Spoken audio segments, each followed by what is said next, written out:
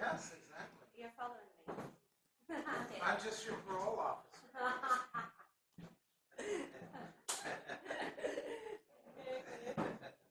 That's plausible. Huh? That's plausible. Exactly, right? Yeah. Shady Kazakhstan.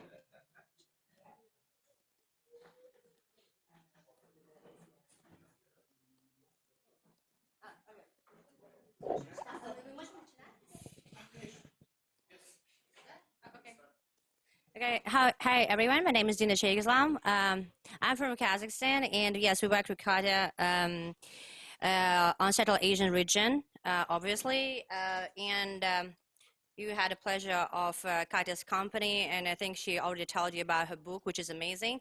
I'm sorry it's a bit stuffy here, so I'm going to be doing that. Yeah, and of course, like she asked me to talk about elections back in Kazakhstan, what we had in 2023 parliamentary elections. Everything that you might see here in the book, of course, like we didn't have it, like all the instruments outlined here. Of course, we did not employ all of them because, well, elections in our region is more of formality rather than like real elections, and I guess you totally understand it. However, we use some of the instruments, and I'm gonna tell you which instruments we used and which instruments I think kind of worked with our clients. Well, to give you the context, in 2023, we had parliamentary elections in Kazakhstan to the Majlis. Majlis is the lower house of parliament, and also to Maslihats, which is like local council. In all levels, like regional, city, district. And these elections were kind of major in our history because they happened right after the change of the president.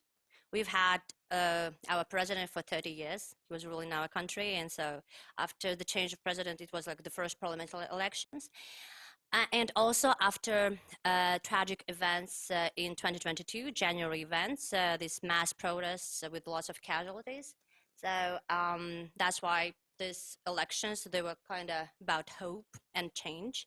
That never happened, of course, but okay, anyways, people were kind of optimistic about them. And because our current President Tokayev, he delivered the address, the new Kazakhstan address, and also he rebranded the ruling party. He renamed it to from Nuratan to Amanat. Then he became non-partisan. By the way, how Putin did in 2012. So this is what Tokayev did in 2022. He became non-partisan. And some constitutional reforms were introduced. So if before the elections were held only by party lists, so this time in 2023, 70% of the candidates, they were elected by party lists, and 30 by single mandate districts, which was like a little bit of a change because it gave some opportunity for our independent candidates. Of course, in 2022, like 1 year before that, our president defeated all his rivals because of this lack of competition or whatever. But anyways, people were still optimistic because they still thought that there would be some change because of these independent candidates. But what happened, basically, to sum up, the old Kazakhstan techniques and instruments were used. They disqualified candidates on dubious reasons at the very last day, you know, just days before the voting. Ballot stuffing, of course, administrative resource, like when they actually force public servants to vote for the ruling party. So yes, and this, by the way, administrative resource, it gives you about like 20% of the vote. Okay, but what we used like from this book, okay, yeah, because like I started talking about the elections in general. Yeah. What we used in the what they used, by the way, and you can find this in the book, it's called technical candidates or spoiler candidates. These candidates, they do not run to win. They are there for, like they run for the show. They run to show like democracy, like competition, but also to dilute the agenda, to siphon off votes, and to scatter public attention. So, for instance, like generally we had like about 10 to 12 candidates for one district, but in some huge districts, for instance, in Astana, we had 60 candidates. 60, and I'm not even kidding. And then later, 42 remained on the ballot. 42. And of course, like, how can you, you can't. So this is a very, and Kateryna, she talks about it in her book, so it was kind of efficient because people actually didn't know who to vote for because like 42 candidates who would have time to read their agendas, right, or to flyers, whatever. Also, about tactics, if we're talking about tactics, so since it was snap elections and almost all the elections in Kazakhstan are snap, like starting from 2005, there've been only essentially snap elections. So it doesn't give you time to get prepared and have like, electoral campaign, a real electoral campaign with all these like, 3 information waves, like introduction, persuasion, mobilization. No, of course you don't have time because like you have only like 3 to 4 weeks to do that. And we had like from 19th of February to like 18th or 17th of March. So like not so much time to do that. But generally, what we use in Kazakhstan, especially big parties like ruling parties like Amanat, they like if they're like in tactics, we use like there are 2 instruments, right? There is promotional work and field operation, like field work. Our focus in Kazakhstan on promotional stuff.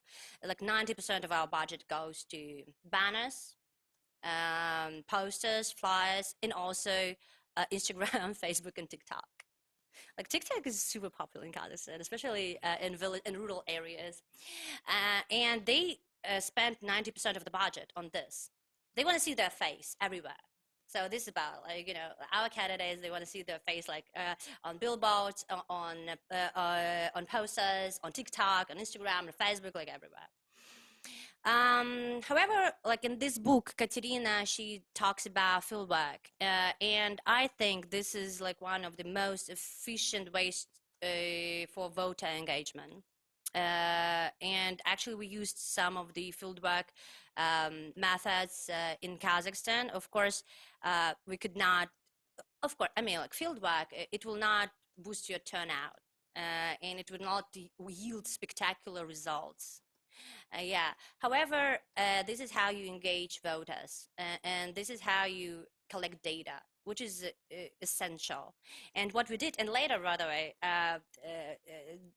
lots of people and think tanks, they approached me and they wanted to have this data because like I collected all of it because we were actually doing the field work. Canvassing households and everything. Of course, I didn't share them because, well, it was less of work. But you see, I mean, this is how you collect data on voters on your base. So, and Kateryna talks about the importance of it, and I'm going to tell you how we did it in 3-4 weeks. Of course, like we couldn't do this, like as I told you, not all these information waves and introduction, blah blah blah. We couldn't do that. We went, of course, we did district profiling. Electoral history, composition, ethnic composition, social composition, who's our base, so swing voters and everything. But what I think is the most efficient and effective method in our region, not only in Kazakhstan, is local initiatives program.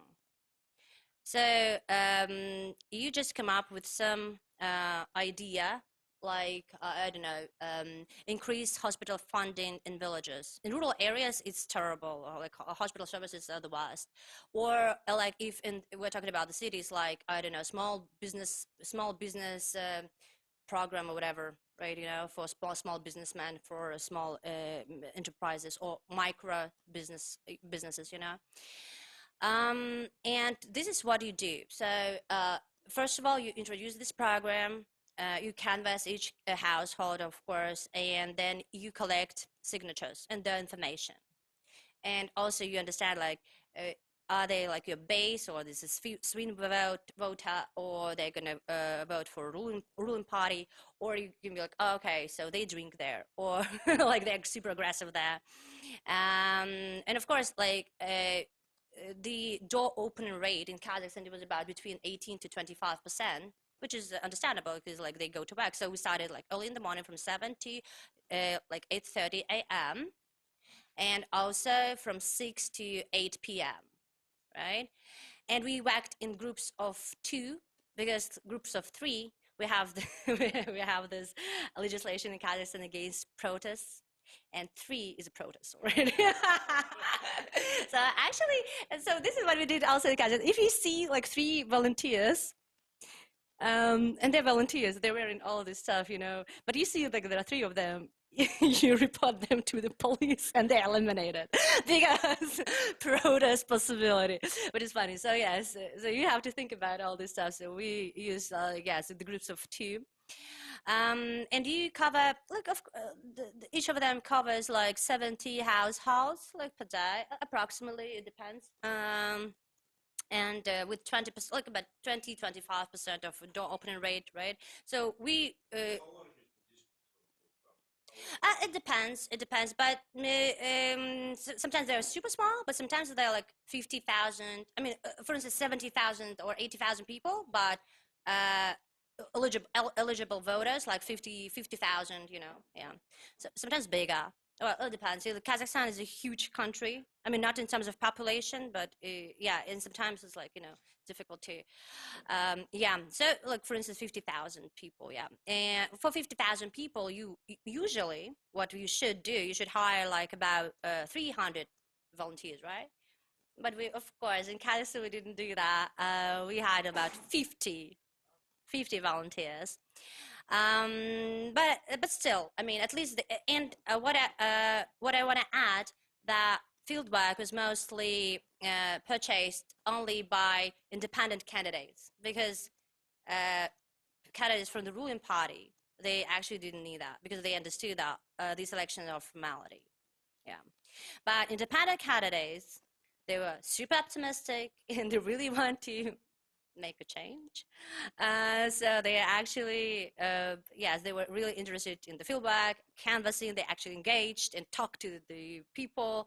So, and it was interesting. And sometimes it gave really good results because, like, in some at some ballot stations, our candidates, despite this ballot stuffing and administrative resources, sometimes they would be the top candidate in this ballot station, which was like surprising and shocking to everyone.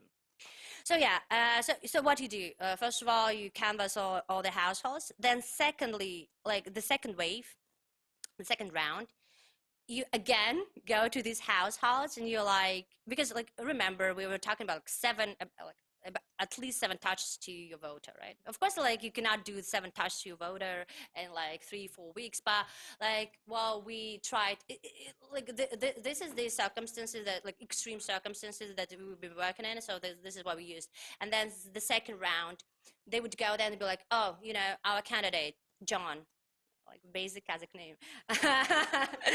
John, he's actually filing this paperwork and we're working on it. So we are just letting them know. And this is how you engage voters. And they, like in Kazakhstan, where people are not heard, they feel heard and they feel seen. So it's also an interesting tactics because like for the first time they're like, oh really, wow, thank you. And they're like, oh, and by the way, we reported your feedback to John, right? And he's working it. And the third round, we didn't have time, of course, to canvass again, but like we call them phone calls. And why we do that? Because like we should understand that they actually been approached because you know about corruption, especially when there are like, I don't know, 50,000 volunteers and you pay them, for instance, $10, right? But it's like it's about $500,000 a day. So it's like a lot. So that's why you have to understand that they actually canvassed each household. So yeah, and we call these people again, because they signed and we create these WhatsApp groups and everything, and then like, thank you so much for your participation. And if this person is like, oh, what are you talking about? And we're like, okay, so like this person was not approached by our volunteers. So this is how we try to manage the fieldwork. Yeah. And actually, it was, as I told you earlier, it was one of the most efficient and effective ways in our region, and also in Ukraine. I mean, in our region, I mean, I don't like this word, but post-Soviet region. It's one of the most efficient and effective ways to gather voter support and engage voters, because like they are interested in that. And everybody is interested in like in increased hospital funding, or like or something connected with schools, you know, or small businessman program if the base is about like micro businessmen or small businessmen. Yeah, so this is what we did, and we had some results, but of course everybody knew the outcome, and independent candidates that were not supposed to win, they didn't win. Those who were supposed to win, they won. However, this data was very crucial for our candidates, and they used it later to become like, I don't know, an influencer or whatever they wanted to be. So that's basically it. I mean, like, this is everything that we could use in Kazakhstan from this book. But again, like, you know, we have like limits and restraints in our elections. They're not like, they're like formality, but still we try, of course, to use something so that they could see that, you know, the real work also matters and it can yield some results. Because like right after these elections, everybody would approach us for data.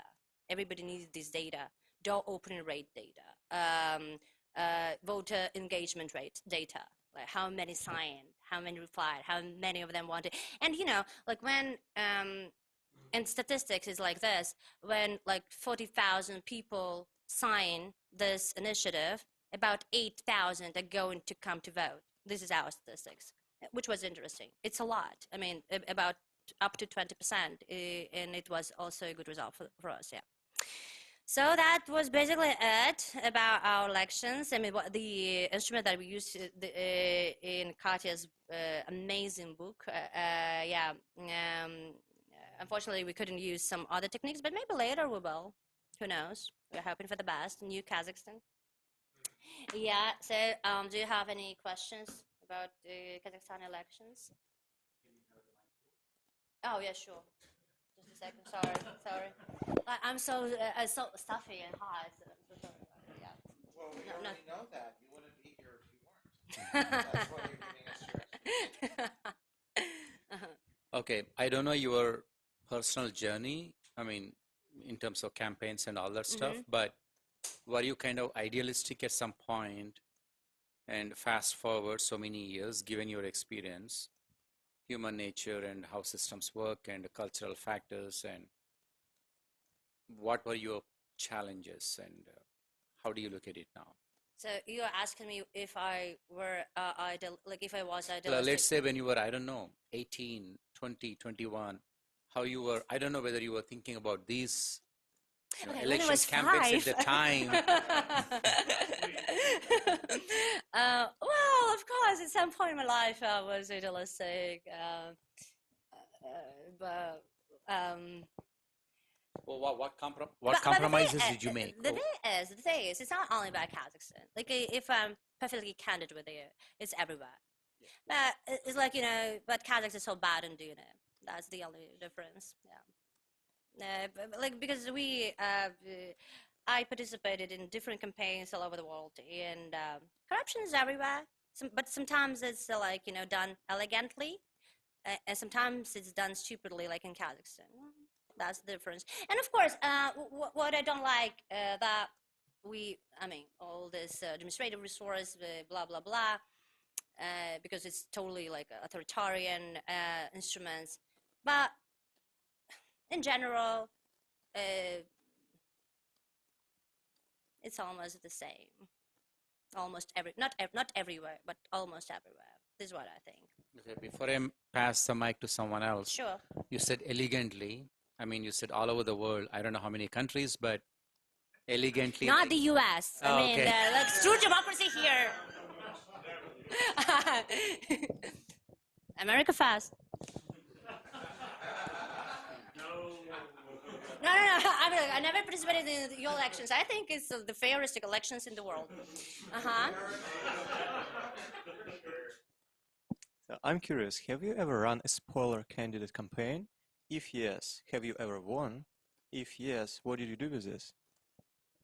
Have I run what? A spoiler candidate campaign. Oh, yeah, sure. Okay, so have you ever won this kind of campaign? Well, I mean, you dilute the agenda, you know how, like, you know, I mean, it's done very, I mean, spoiler candidates, like, first of all, like, you register as many as you can. That's the first thing, especially if you're working with the ruling party. So everything becomes, like, ideal for you, because, like, you're like, okay, so we need more candidates. That's the first. Yeah, 42, that's an amazing number. And also, we use these, like, people with the same last name. We just find a person with the same last name, and then, of course, we introduce them, like, and oh, he's going to be a candidate for this campaign. And then people, sometimes they get distracted, or they think, oh, corruption, oh my God. And then with some, and we also can be like, oh, some media would write about it, like, their brothers, sisters, whatever, and it doesn't matter if it's true or not. They're not, of course they're not, but like who, you don't, I mean, that's the problem with post-truth world. We just see something, and when someone who's like, you know, hi, oh, I'm sorry, I got distracted, yeah. So the Russians will support various parties in these countries. How effective do you think your operation is compared to what they try and do and so forth? What do you mean what they're trying to do? They won. Well, okay. I guess that's... You work for China program. Stop it. But I'm giving you... You're talking about Kazakhstan. Yeah. I'm not that idealistic. Please Well, don't do that. but I'm giving you the opportunity, since you studied and you recognize, what is it that the Russian parties are doing that's so effective that groups like yours can't stop them and can't get voters to support? You know, what should be done differently to combat what the Russians are doing to get their candidates and their parties in office? Like there shouldn't be a Russian-backed president at first. All right. What can be done with, you know, the work that you're doing to combat effectively the Russian? In the work that we are doing, there's nothing can be done. Like, we are talking about, like, Russian financial resources. Yeah. And Kazakhstan is like about 20 million people. No, what are you talking about? We should, like, in our situation, what we should have China, Russia, and the U.S. meddling into our affairs and having their own candidates, and that would be fun. Yeah, but, like, not right now. I mean, right now, I mean, it's Russia. Well, I mean, when I was in Uzbekistan and Azerbaijan, you've got Russia and China. They have whole institutes dedicated to election observation. And they send these top experts to go and engage. And the people that we send are very inferior. It's usually retired state or students or think tank people. So we can't compete. We got to change the way that we operate. Yeah. What kind of people do this? The people that observers, but I mean, like, have you read the reports? Like, every time they report, like, ballot stuff, and so what? And they're like, oh, you should not do that. But we have oil. I mean, this is like, I don't know who reads these reports by OSCE or whatever. Nobody cares about them. we seem to be behind the 8 ball in terms of being when we're talking about influence. Azerbaijan, that's different. Like, Uzbekistan is also, of course, influenced by Russia heavily in their gas industry and everything. But like when we're talking about Azerbaijan, that's totally different picture right now. Azerbaijan, like their strategic allies are Turkey, Israel, and Pakistan. And Russia is not that influential in this region at all, especially right now. So, and President Aliyev is very vocal about it. So, yeah, as Azerbaijan, as a recent Azerbaijan success with Karabakh, so I think it showcases this. So Azerbaijan is different. It's not like Kazakhstan or Uzbekistan. No. Yeah. Okay.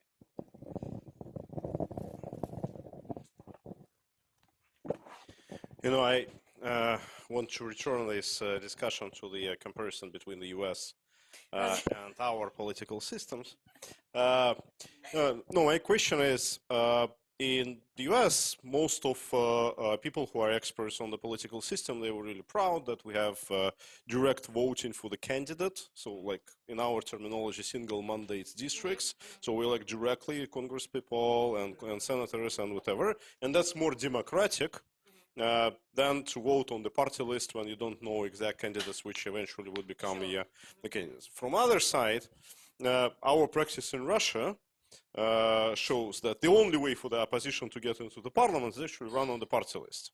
Because when you are running on a single mandate, it's always easier to concentrate the support of the authorities around one candidate, run the mobilization campaign and push this candidate through, while the opposition would be always fragmented, especially taking your example of 60 candidates. And that like kind of prevents the opposition from winning because they cannot consolidate. Sure. But why I ask you the question on the size of the districts is the smaller the district, the higher is the chance for the opposition to win, because then you can run on a pure mobilization campaign. You can do not the ideological campaign, but just mobilizing votes for a particular candidate. And then when you are competing with authorities on the just mobilization campaign, my electoral district in Russia had 2 million voters. I could not run the mobilization campaign at all. I needed to run on the party list to get through. But when it is 50,000, taking the turnout, you get in 30,000 fragmentation. So you basically need 10 to 15,000 votes to win.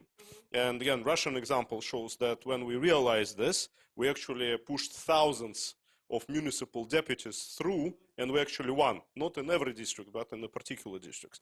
So how you see the future of the electoral system in Kazakhstan? Do you believe in the single mandate districts? Is there a discussion on this in Kazakhstan? What is the opposition thinking about this? Yeah, thank you for this question. This is a really good question. And yes, of course, I believe in single mandate districts.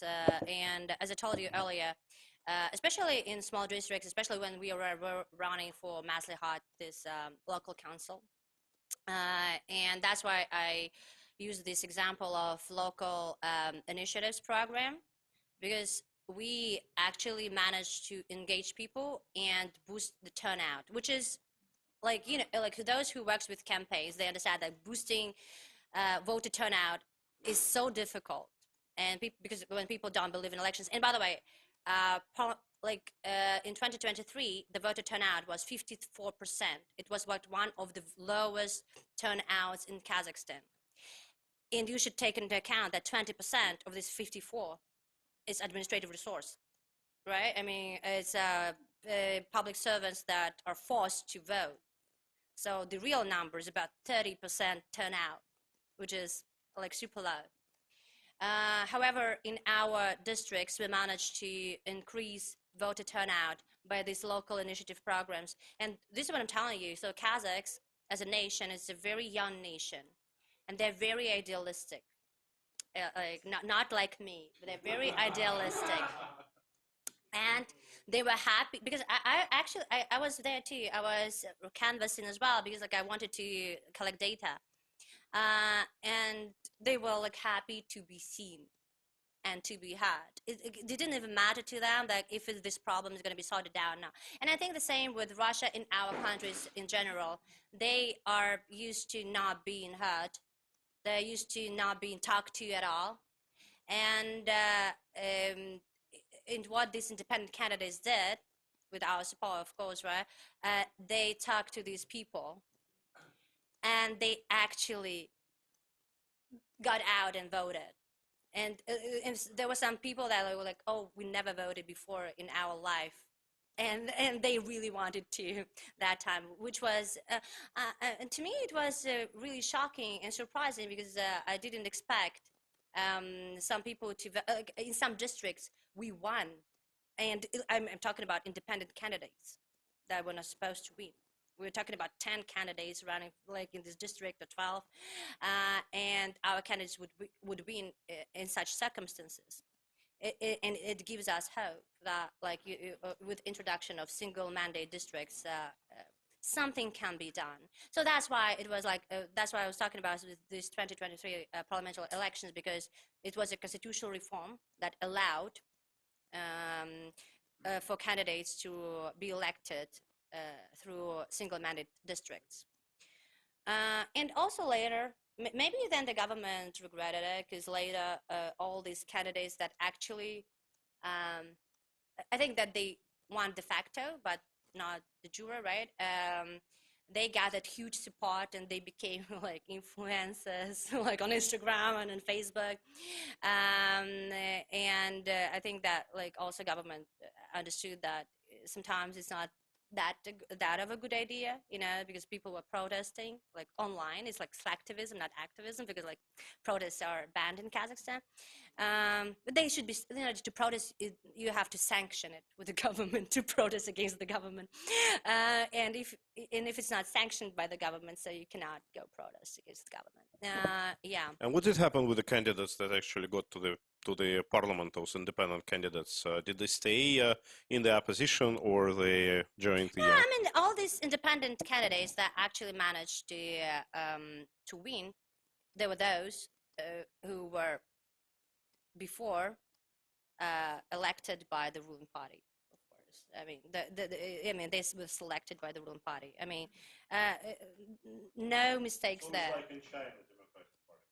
Oh yeah, sure. So that's why, like, I was surprised at your question. Yeah. Being so pessimistic about everything.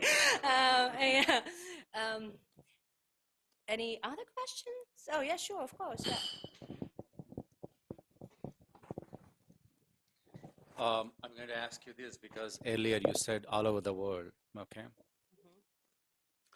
Given your understanding of political systems and governance, rule of law, checks and balances, the three branches of government, okay, take any countries like, let's say, Switzerland, Scandinavian countries, any Western countries. Is there a country where you are like, you know what, they got it in terms of governance, in terms of elections, where you are like, yes, I love this one. I hope every country kind of adopts this. Is there any country on the face of the planet? First of all, it's the U.S., of course. No. Yeah, that's the first thing that I want to say. And then maybe it's Scandinavian countries, but like I never worked with them, so that's why I think, like, to me, I mean, they work differently. They don't, like, their practice is so different. It differs from the American practice and differs from even European practice, like in Germany. So different because we worked with Germany too. It's totally, in Scandinavia, it's totally different. And maybe, but I'm not sure. I think, and I'm sure, if I work with them too, I'll find something. Yeah, but I'm not sure. But maybe, but you know, there are no perfect systems. But there are no perfect systems in the world. But if your government is working, if like you know, people, not all of them are in poverty, if institutions are working despite the leader. So that's the main thing, I think, for me as a Kazakh. To us, everything coalesces around the leader. Like, you know, when something happens, like stupid thing, like, I don't know, violence or something, or I don't know, someone like hit an orphan or whatever, you know what they do in Kazakhstan? They address president. They like, please help us. And then if the president sees that, because of this all, public support, blah, blah, blah. And then he was like intervenes and he's like a hero. Oh, yes, by the way, this woman or this kid should not be bitten by a dog. Like, I don't know, whatever. And then this is how it works in Kazakhstan. But here in the States or Western countries, right? Institutions work no matter who the president is. And this is what I call a functioning government, Because in our countries, it's all about the president. And if, I don't know, he resigns, we're like, oh my God, what's going to be next? Are we going to have our country? We're going to lose it right now, or something's going to happen, because nobody knows what's going to happen to them. And we're in crisis. So that's why we had a ruling president for 30 years. And when he resigned, everybody was shocked. They hated him. However, he was the symbol of stability in the country. And then they were losing this stability because things were going to be changed, right? And here, yes, you can love President Trump or you can hate him. But what you know, that the institutions are working here. That you would not have to, if someone, I don't know, runs over your dog or whatever, you're not going to address the president about it, right? In order for this to be fixed, right, or sorted out. And that is amazing to me as a Kazakh. Yeah. Who are you talking to about President Trump? No. No. I just for your information, I really like President Trump. Yes, you can hate me, you can kill me, whatever.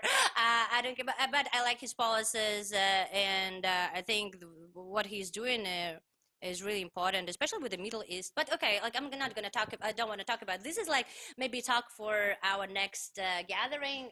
If you want to actually hear me out, but I really doubt that. But when we're talking about the Middle East and as a Jewish person and a Bahrain Jew, Central Asian Jew, to me it matters a lot. So that's why we're grateful to President Trump. Oh my God. Okay. Yeah.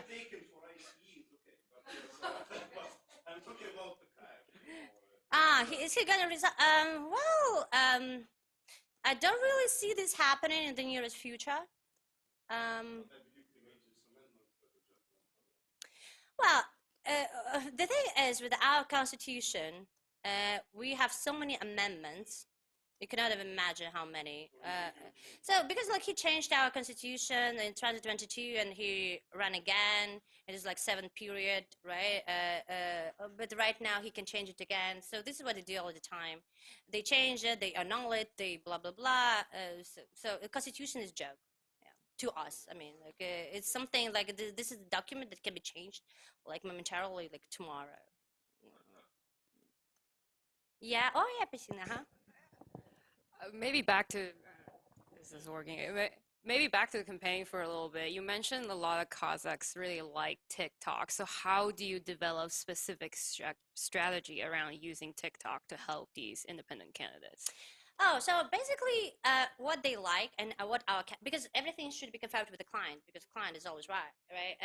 And what they wanted their face to appear, to show up in some TikTok ads, them saying we're for the better future, for better Kazakhstan, new Kazakhstan, whatever. And this is what they just they just buy ads there.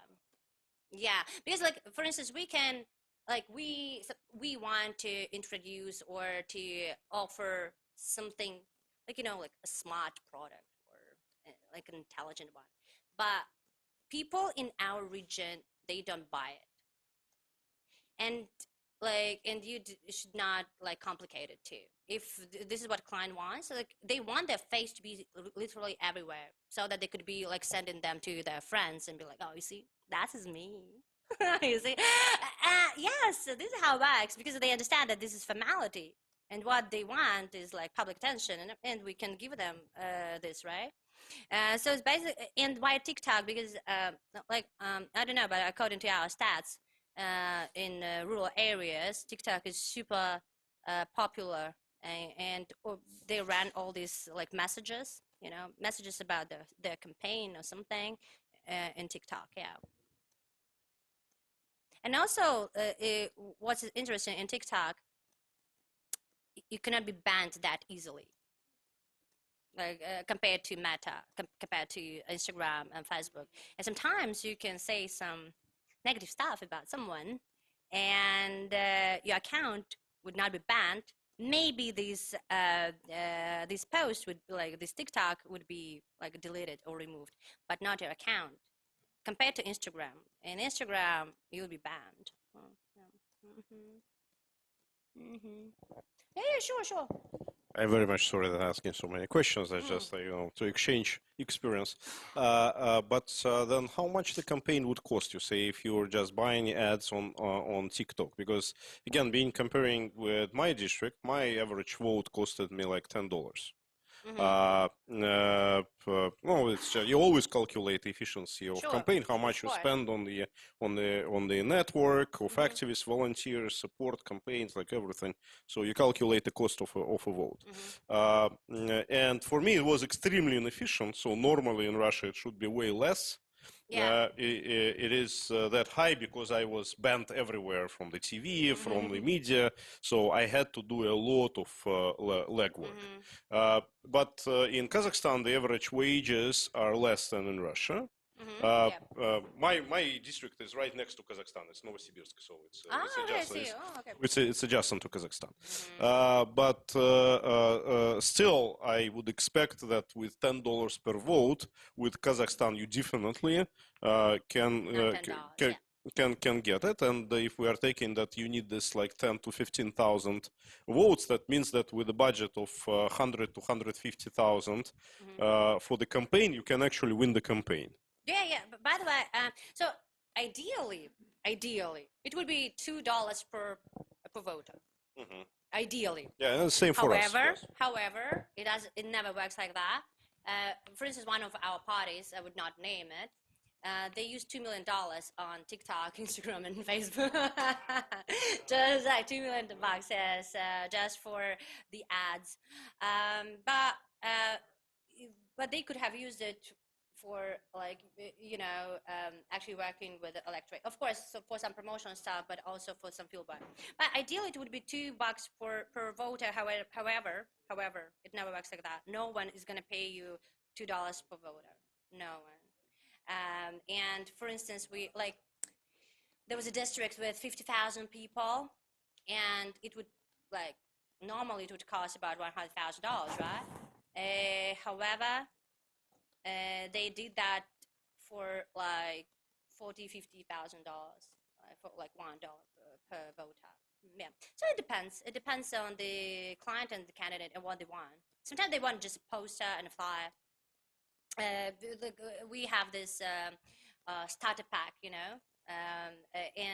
you just craft a message. You give them the flyer and the program, maybe agenda, and the poster, and there they would buy it, and they would be like, okay, that's fine. So like, this is legit. Okay. Yeah.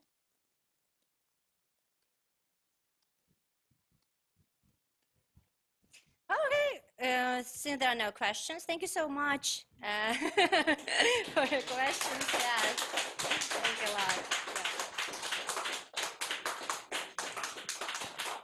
Yeah. And thank you so much, Ilya, for inviting us today. Yeah, and for organizing this event. Thank you a lot. Yeah. We have just added on our map of our house Kazakhstan, because that's for the first time we're discussing Kazakhstan here, but we definitely need to discuss it more. Oh, yeah, I would love to, and maybe other countries as well, like Uzbekistan, Azerbaijan. I love all of them, and different experiences in each other country. Yeah.